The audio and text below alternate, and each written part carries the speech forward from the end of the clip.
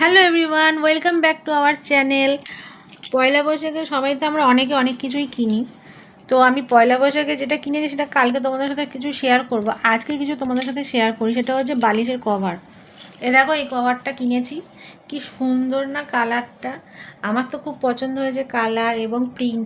আমার যে কোনো তোমার বালিশের কভারই বলো বা চাদরই বলো, আমার এই ফুলের প্রিন্টগুলো খুব ভালো লাগে। দেখো দেখো, আমি দেখো যে এই চাদরটা পেতেছি, এখানেও দেখো একটা ফুলের প্রিন্ট আছে। তো এটা একটু লাইট হয়ে গেছে, আর এটা একটু অন্য কালার, একটু ডিপ ডিপ।